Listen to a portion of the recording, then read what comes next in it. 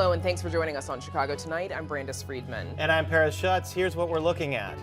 Rest peacefully, my sweet baby. Family, friends, and the police department mourn slain Officer Aréanah Preston. Where the state's ban on so-called assault weapons stands after a U.S. Supreme Court order. He's not in office even 2 days, and Mayor Johnson's allies propose a $12 billion tax-heavy plan. Our Spotlight Politics team breaks it down. To say so is just blatantly anti-immigrant.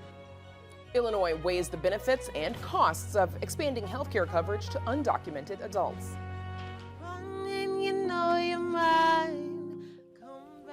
And we meet a local emerging artist celebrating her debut album release. Now to our top story tonight. A 24-year-old Chicago police officer tragically shot and killed 2 weekends ago is laid to rest on the South Side this evening. Aréanah Preston died after she was shot during an attempted robbery. She was memorialized as being the best of what the Chicago Police Department had to offer. A passionate public servant whose bright future was abruptly taken from her. The casket carrying the body of Chicago police officer Aréanah Preston arrived at Trinity United Church of Christ around 10:30 this morning. Police officers, dignitaries, and family members remembered the fallen 24-year-old as a ray of light. They spoke lovingly about a 5-foot-tall, 100-pound dynamo, a former high school cheerleader who became a natural leader. Confident, determined, brave, smart, outgoing, beautiful, witty, loyal. The current and former mayor recalled Preston as a role model whose life is an example for all young women in Chicago. Aréanah Preston was exactly the sort of person that we want to recruit to our police department. Passionate, energetic, bold, inquisitive.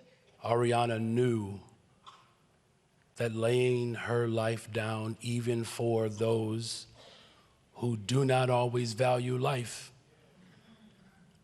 that is the exemplary example of righteousness. 4 teenagers are in custody after Preston was shot and killed in an attempted robbery on May 6th. She received her master's degree from Loyola University posthumously, and after 3 years on the force was on her way to joining the FBI. She had made her application for the FBI and had gone through the process and just had one final interview left to do before she was to go to the FBI Academy. So Chicago's loss would have been the FBI's gain. Fellow officers in the 5th Police District where she served remembered her as a dear friend, a colleague who knew exactly where she wanted to end up. We would always joke with her and say that she's going to be the first female superintendent. She was fierce. She knew her stuff. She was a firecracker. She was witty. Even though she was little, she was big. Before proceeding to her internment, a customary bagpipe salute. Hundreds of officers and first responders standing at attention, paying tribute to a life cut short, like so many before her. A bright light that was taken away much too soon, but in that we find some comfort because now her name lives on forever. The whole country knows about Aréanah. And Preston is survived by 2 sisters, her mother, father, and stepfather. And now to some more of today's top stories. The U.S. Supreme Court is allowing Illinois' so-called assault weapons ban to remain in effect as legal challenges work their way through the courts. Justice Amy Coney Barrett issued the order. She handles emergency appeals from this region. The federal case involves challenges to both an ordinance passed in Naperville as well as the state law banning the sale of certain weapons and large-capacity magazines. Just yesterday, the Illinois Supreme Court heard arguments over the law's state constitutionality. Hundreds of labor supporters turned out today to rally for the Striking Writing Guild of America. A rally outside NBC Tower included Chicago Teachers Union President Stacey Davis Gates and, of course, 3 inflatable scabbies. Those are those big rats. The WGA has been on strike since May 2nd, demanding higher pay, fairer contracts, and provisions around artificial intelligence. The strike impacts about 100 writers in the Chicago area and about 11,000 nationwide. Demonstrators say they shut down production of the Showtime series The Chi earlier this week. Some Chicago Public Schools parents are calling on state lawmakers to redraw the proposed districts for the city's new elected school board. Also among their priorities, allowing non-citizen parents to vote and run in school board elections. We want to ensure that our schools provide quality education and that our children have the same opportunities as any other child. By allowing non-citizens to vote in school board elections, we will ensure that our needs and concerns are addressed. The group of parents, along with Kids First Chicago and an elected school board task force, says the current map features 20 districts, 7 of which are primarily white, 7 black, and 6 Latino. The group says since 89% of CPS families are people of color, the map fails to fairly represent the district. Now that Brandon Johnson is mayor, something has to be done about the seat he vacated on the Cook County Board of Commissioners. County Democrats today announced a new committee to get that done in short order. Illinois Senate President and Oak Park Township Committeeman Don Harmon says the election committee will be made of elected party officials from within the county's 1st district. That includes 8 Chicago alderpeople, County Clerk Karen Yarbrough, and Harmon himself. Registered voters from within the district have until May 31st to apply. The committee will then begin interviews and deliberations before voting. Sunset isn't for a couple more hours, but if you take a look at tonight's, it might seem redder than usual. That's because smoke from raging wildfires in Western Canada has reached Chicago, making for some hazy skies. The National Weather Service says the smoke isn't expected to reach the lower levels of Chicago's atmosphere, but is affecting air quality in states closer to the Canadian border. NWS says a more substantial region of smoke is expected this evening through tomorrow. For more on how that works, please visit our website. Coming up, Mayor Johnson's allies are pushing for $12 billion in new revenue. How they expect to generate it. But first, a fight over health care for undocumented residents. Amanda Vinicki's live from Springfield right after this. Chicago Tonight is made possible in part by Alexandra and John Nichols, the Jim and Kay Mabey family, the Polk Brothers Foundation, and the support of these donors.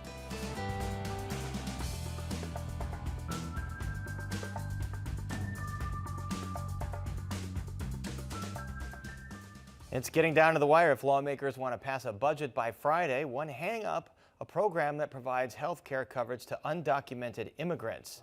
Amanda Vinicki joins us now with that story. Amanda. Yeah, Paris, as you can see, the General Assembly is in full swing. The House right now in the midst of passing various bills, some going to the governor's desk, others still have to be heard by the opposite chamber over across the Capitol and the Senate. But onlookers like myself are anxiously awaiting for one particular bill to drop, and that, of course, is the budget bill, the spending plan. There has been, however, a roadblock with getting a budget done, and that is over a program that Illinois pays for that provides health care coverage to green card holders and to undocumented residents. Claude Choi looks back to a time when his mother, who is undocumented, got sick. I don't know what we were more afraid of, that her health was failing or that we weren't able to afford the cost. And no one in Illinois should have to question, can I afford to stay alive? Can I afford to keep working? Now, these days, his mom is covered by Illinois' health benefits for immigrant seniors. It works a lot like Medicaid, the government health insurance program for the poor, but those who are undocumented aren't eligible for Medicaid. So those who would be covered by Medicaid, but not for their immigrant status, are covered under this relatively new state program. At first, it was only available to seniors, then it expanded to adults aged 2 and older.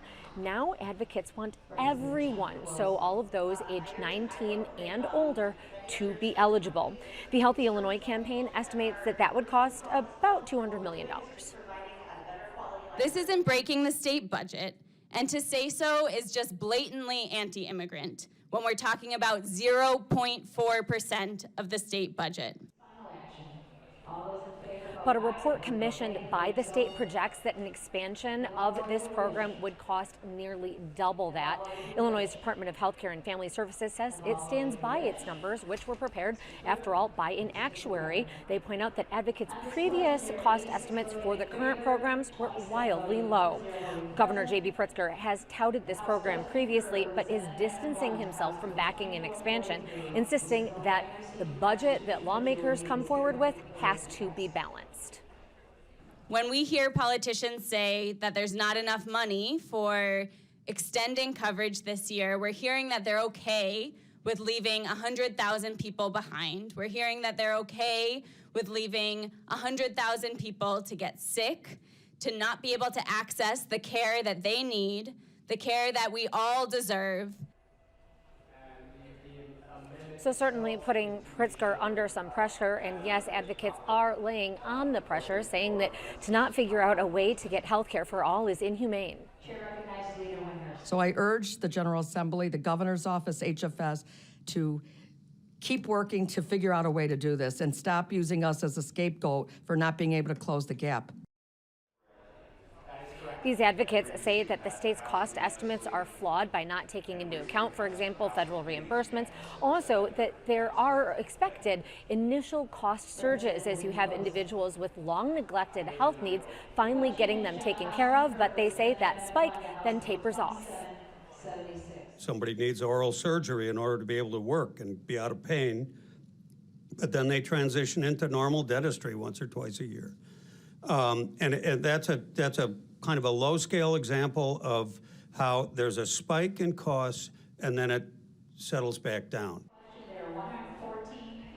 Now, negotiations on a budget continue. You do have many Latino legislators in particular insisting that the new spending plan does include this expansion of health care coverage for undocumented residents. However, you have other legislators that are upset that particularly with the growing costs of doing this, that it is eating up funding that could and should, they say, go to other deserving programs. Now, time to figure it out is of the essence because we need to have a spending plan at least formally introduced by sometime this evening if there is any chance for the General Assembly to meet that self-imposed deadline of adjourning by Friday. We'll be watching. Back to you.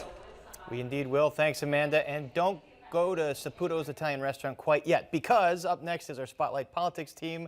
We come together to discuss Mayor Johnson's first days in office.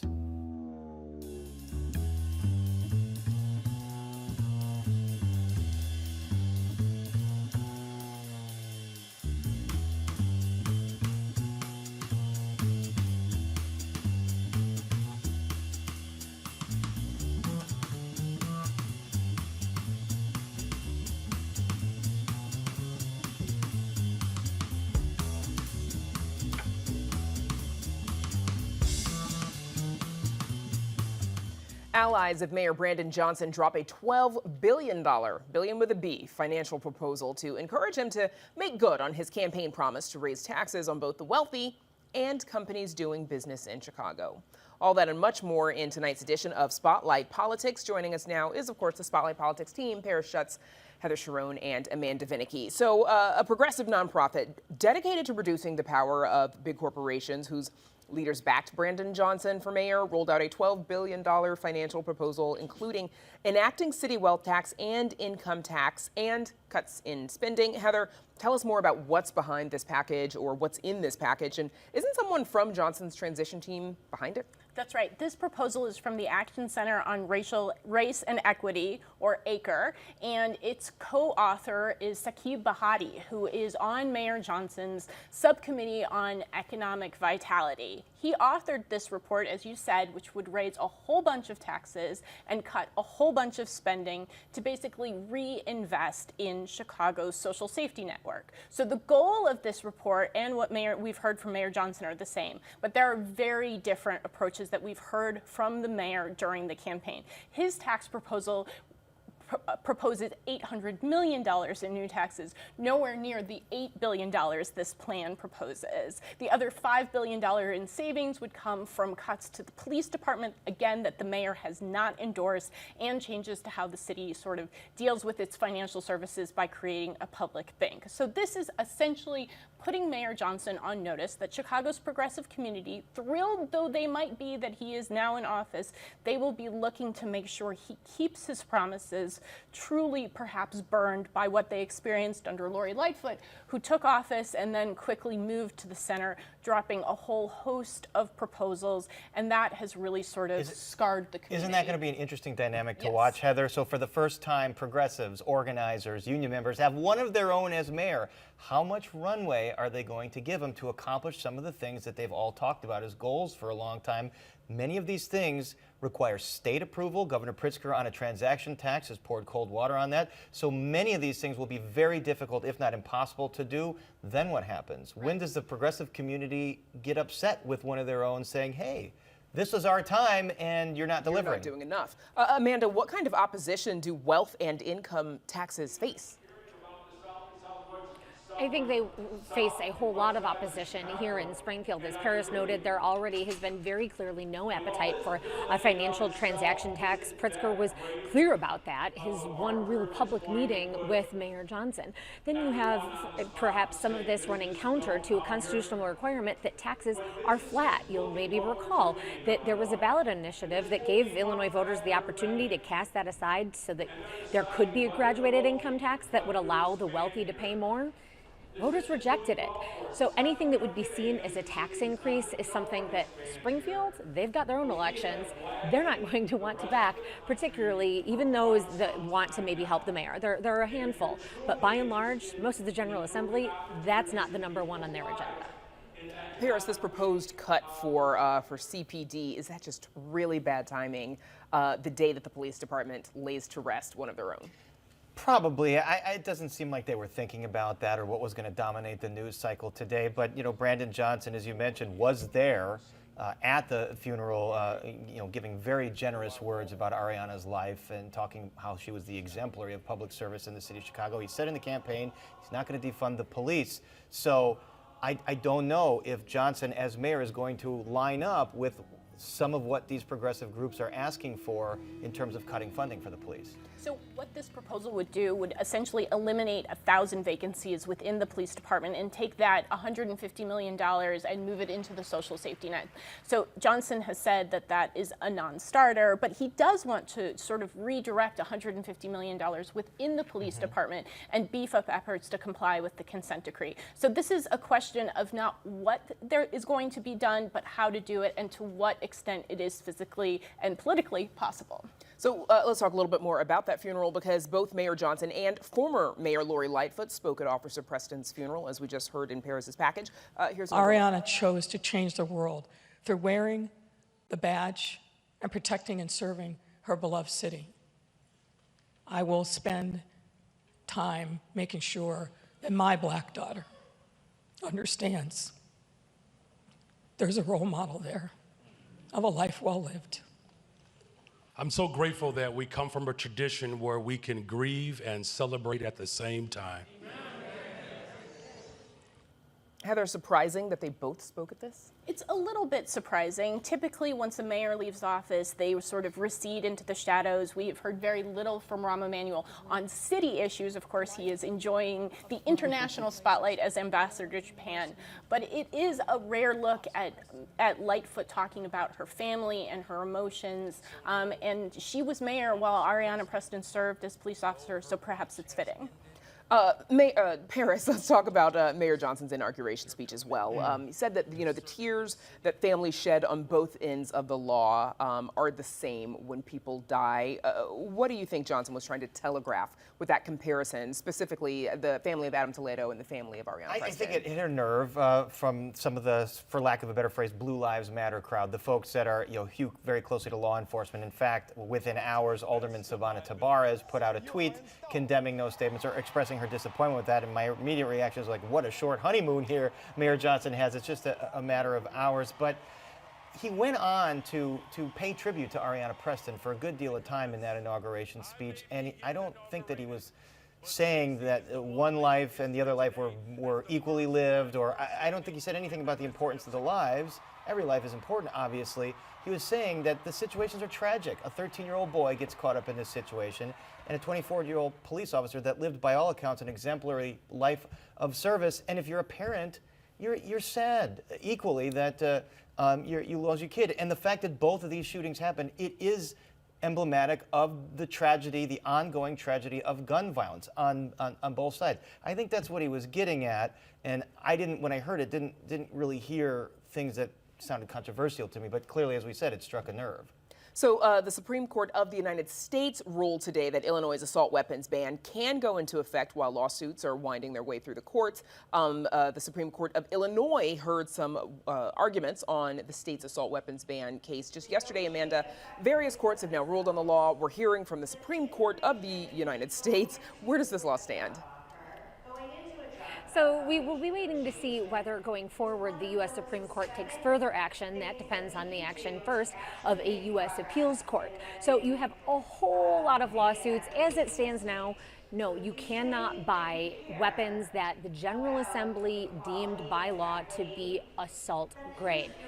Can't buy them in Illinois. You can have, if you previously had them, you can hold on to them, but you must register with the state before 2023 is done. We're going to be watching a whole lot of legal action to wait and see. The word that you got from the U.S. Supreme Court wasn't really much. All it is that just that while these federal cases are making their way perhaps to the U.S. Supreme Court, they're going to let the law stand.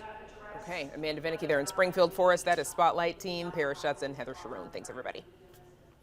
Up next, we introduce you to a local artist committed to community.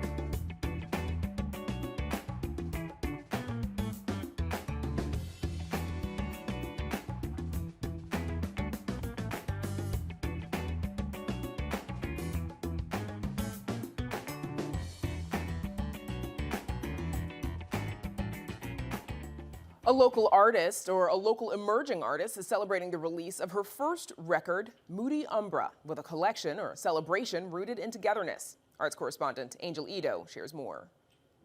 I begged you for a little time.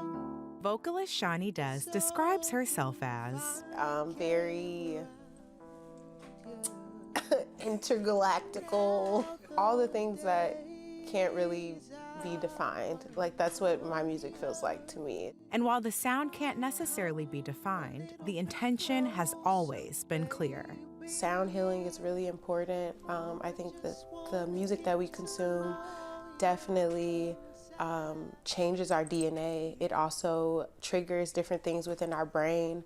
And so I'm in a space where I am trying to make music that is expansive, that is rooted in liberation.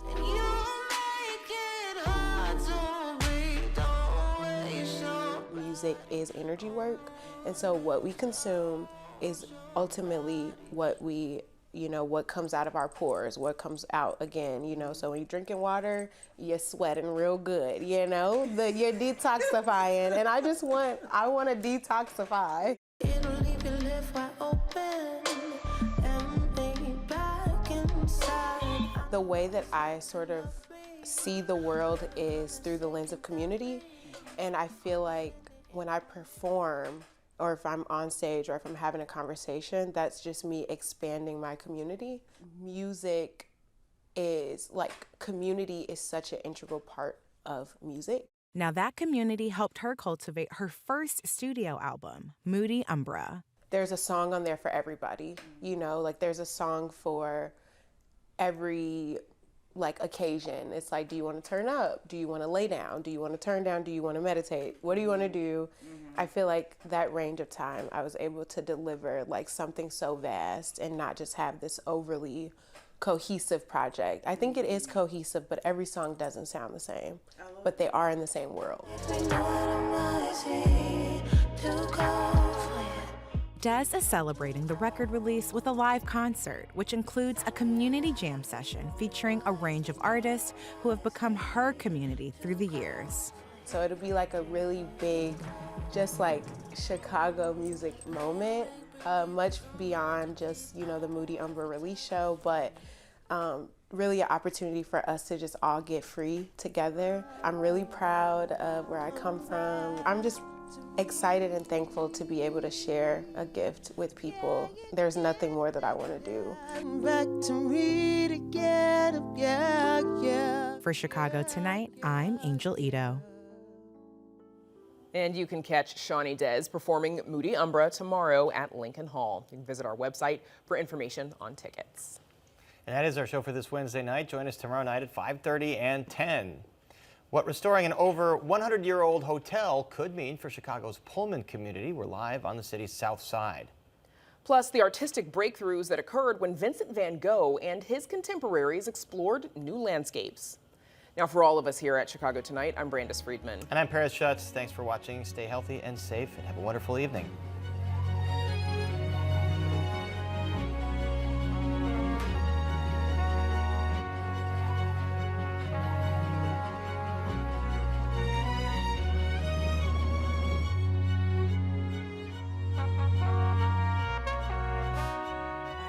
Closed captioning is made possible by Robert A. Clifford and Clifford Law Offices, a Chicago personal injury and wrongful death firm that is proud to recognize its 18 attorneys selected for the 2023 Super Lawyers List.